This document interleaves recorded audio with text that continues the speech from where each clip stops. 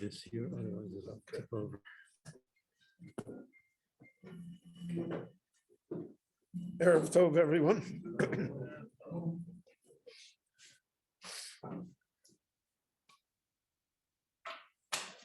The Torah describes for us how the resources, the material, the funding for the Mishkan was obtained.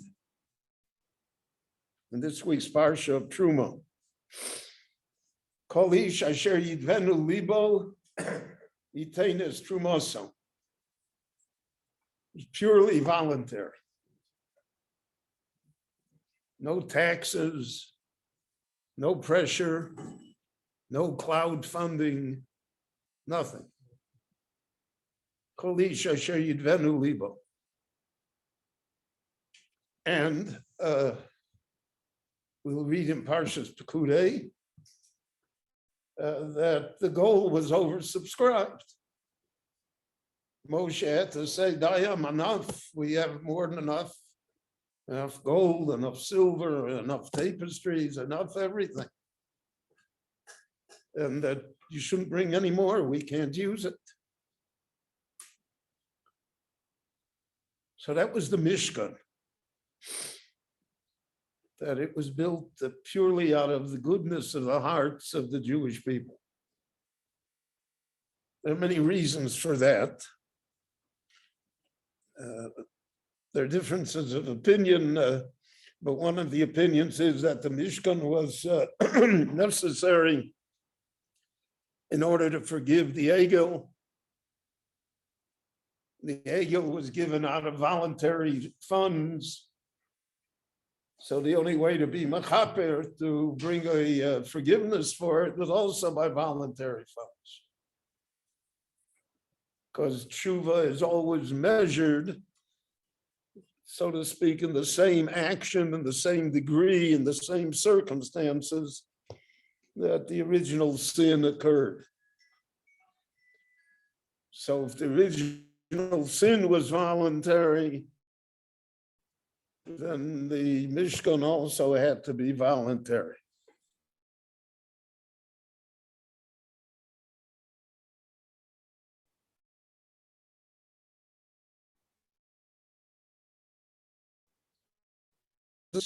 That the Mephorish, where did these people have all this money?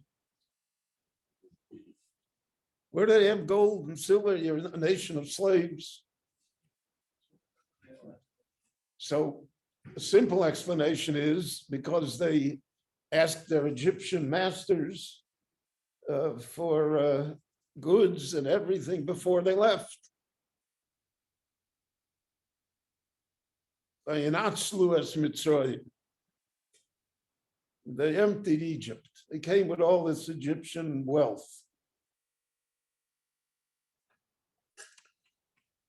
So how do you convert Egyptian wealth into a Mishkan? The Egyptian wealth was ill-gotten in the beginning. It was off of the backs of slaves, and the whole Egyptian society was a society of exploitation.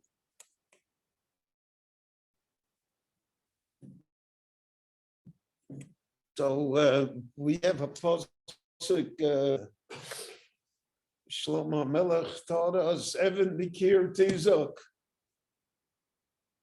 If you take a rock that's stolen and you build it into your wall, that rock keeps on repeating. Now you don't hear it, but it keeps on repeating, I am stolen, I am stolen, I am stolen. So who wants a Mishkan out of ill-gotten gain? How can it be converted, so to speak, into things that are holy. So on that, the Meforshim would say that the voluntary donation of the people is the catalyst that changes that stolen rock into a foundation stone. In other words, it's the fact that the next people who got it didn't continue. They didn't hoard it. They didn't say they're entitled to it. When there was a holy project to be fulfilled, they were able to donate towards it. And because their donative intent was so intense, and to such a degree that the Mishkan was oversubscribed, so that, so to speak, removed the stain that was on the wealth that the Jews obtained. The Meforshim also point out that the Jewish people by nature are a giving people. The only thing is they don't have very good taste. Tovim la'egel, nofnim. There's a drive for the golden calf. Yeah, sign me up. Tovim la'mishkan. Oh, you're going to build a shul? Yeah. Oh, sign me up. They're not discerning.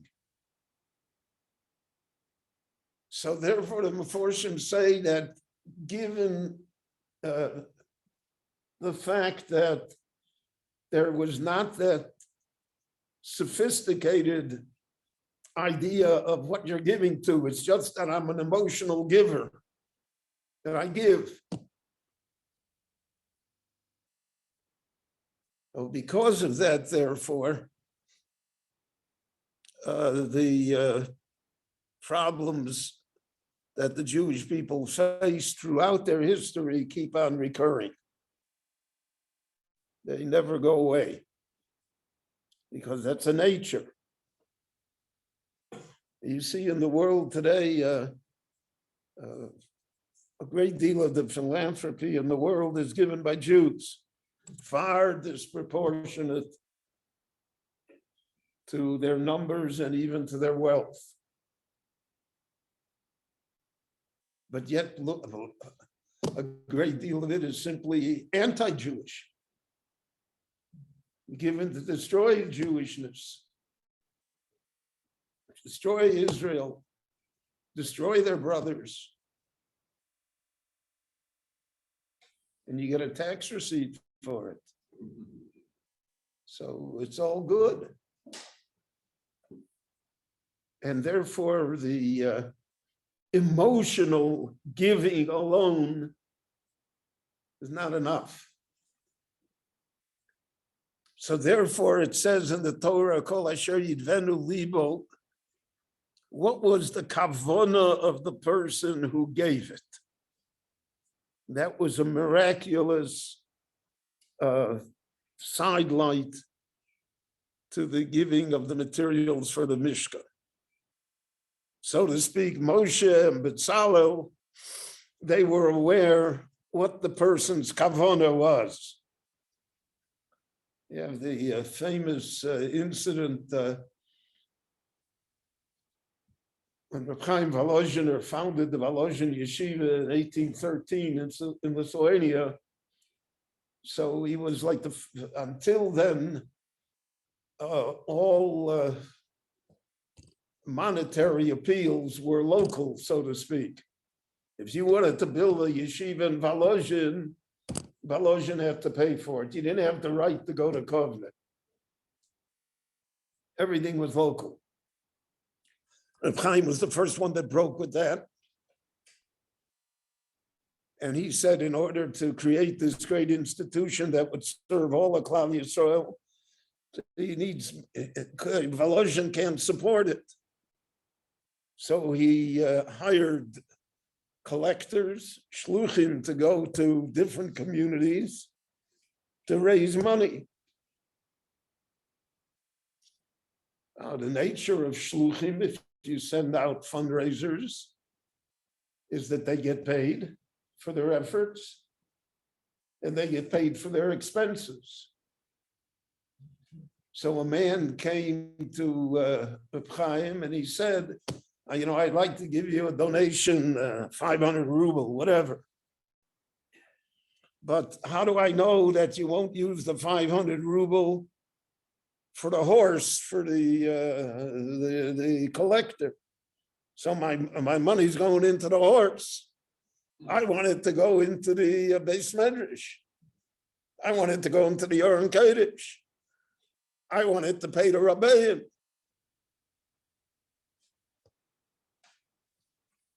So Reb Chaim answered him as follows. He said that when Moshe and Bezalel collected all of the material for the Mishkan, Kol ish asher yidvenu libo, they looked into the heart of the person.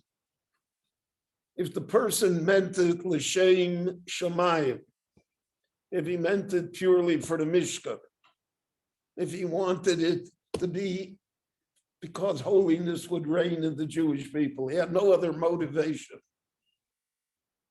So then the gold went into the Aron HaKodesh, or the gold went into the menorah, or into the shulchan. But if, however, his intention was that he had all sorts of different people, all of us have different, I think the only word to say is cheshbonot. We all have different reasons why we do things.